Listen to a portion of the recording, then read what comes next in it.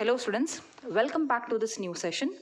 In this session, I am continuing with the properties of an analytic function, okay? In my previous session, we learned one of the properties of analytic function, that is the real and imaginary parts of an analytic function are harmonic, okay? Now in this session, there is another property that we'll be learning, that is orthogonal property. Only these two properties are very important in your syllabus and they may appear in the question paper. And if you just go through the proof of those properties, they are also very easy to draw out, okay? So I don't think that is very difficult for you to remember also. So they are quite scoring for you and better you practice all of those, okay? So let us understand what this orthogonal property says, okay? If the function f of z is equal to u plus iv is an analytic function, then the family of curves u of xy is equal to c1. What do you mean by this u of xy here? It is the same u which we have written as the real part of our f of z, and v of xy is equal to c2. It's the same v which we are considering the imaginary part of our f of z, and I'm equating it to some other constant c2. One is constant c1 and another is constant c2, okay? So the two are arbitrary constants for me. That means if I change the value of c1 and c2, keep on changing, I'll have different members of the family, okay? So this represents one family of curve. This also represents another family of curves combined together in an analytic function. F of z is equal to u plus iv, real part and the imaginary part separated, okay? What are these, how these families are going to behave? They will intersect each other orthogonally. That is, see here, where c1 and c2 are constant, intersect each other for orthogonally, okay? That we have to prove, okay? So how to prove that? It's very simple. How do you prove the two curves intersect orthogonally? Quite simple. You just take their slopes, is it not?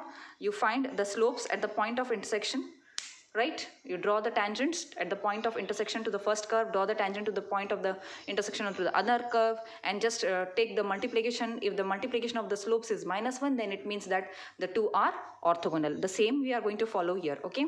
Let us, and what do you mean by slope?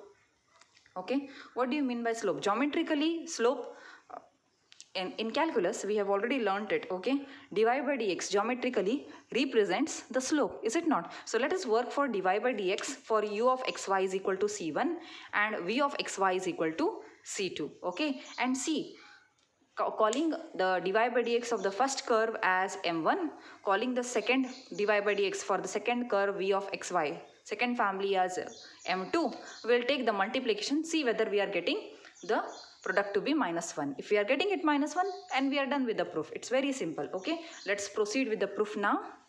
Now your proof goes like this. Consider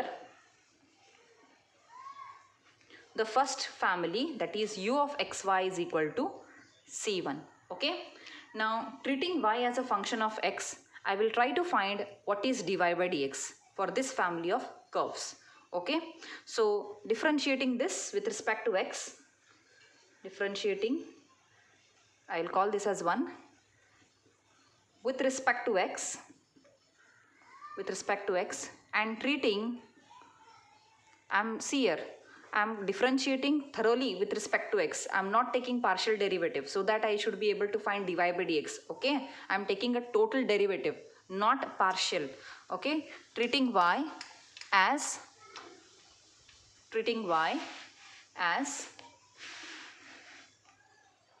a function of x, okay? Then see here, we are having u as a function of x and y both, okay? So first, how do you take the derivative of u with respect to x? Will it not be dou u by dou x into dx by dx, which is 1, plus dou u by dou y into dy by dx is equal to 0, because derivative of c1 with respect to x will be 0 because c1 is constant. Now see here, this part most of you might have not understood, because this comes from the first semester itself. You will have learned how to take a total derivative of a function of two variables. You will have learned it before. Now I'll explain it. It's very simple for you. Just see here. If suppose u of xy is a function of some constant is there, and I'm going to take the derivative of u with respect to x, okay? And here y is also the function of x. Okay, actually this is dou u by dou x, because u is a function of two variables x and y, dou u by dou x will come into dx by dx will get, plus dou u by dou y into dy by dx you will get is equal to the derivative of c1, which is 0.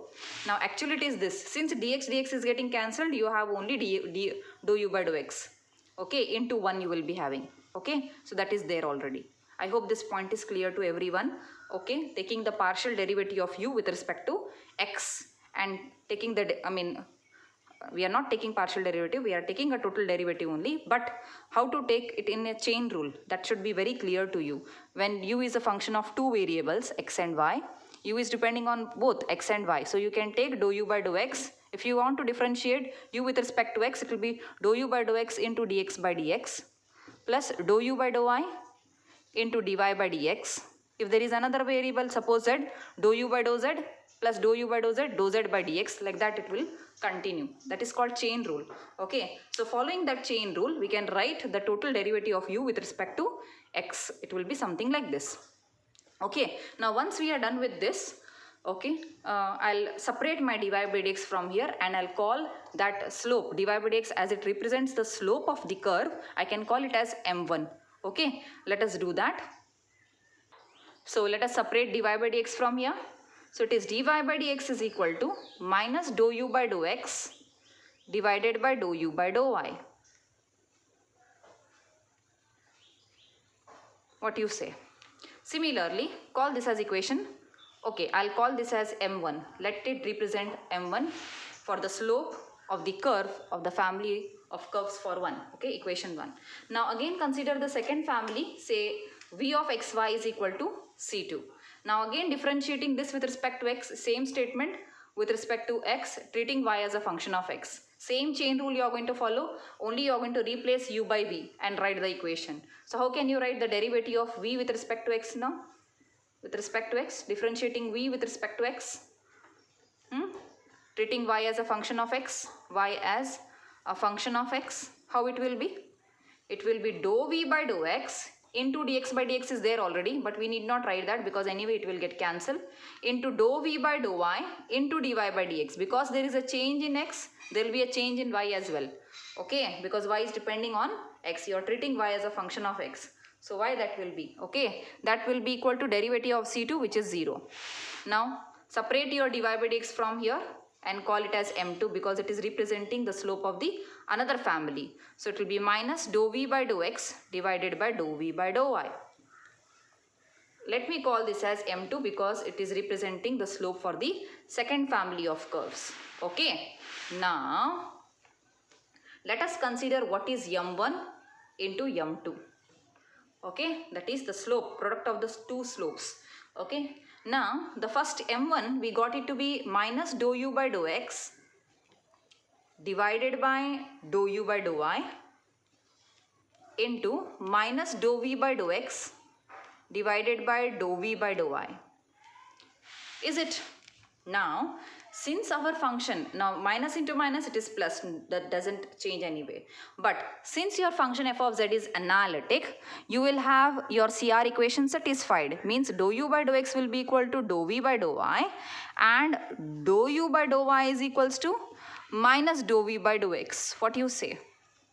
The two are equal. Since dou u by dou x is equal to dou v by dou y, these two will get cancelled. And since dou u by dou y is equal to minus dou v by dou x, even these two are getting cancelled along with the minus sign.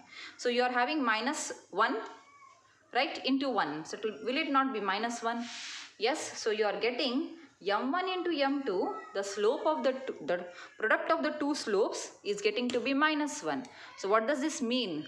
This means the two families u of xy is equal to c1 and the other family v of xy is equal to c2 intersect each other orthogonally. Okay, this completes the proof of this property. This may appear in the question paper, so please write all the proof steps properly, and it's very simple to write. You just have to remember the chain rule of total derivatives, okay, for the function of two variables, okay. That if you know very well, easily you can write it, okay. So hence this completes the proof. Let us continue with some more important problems in my next session. Till then, thank you.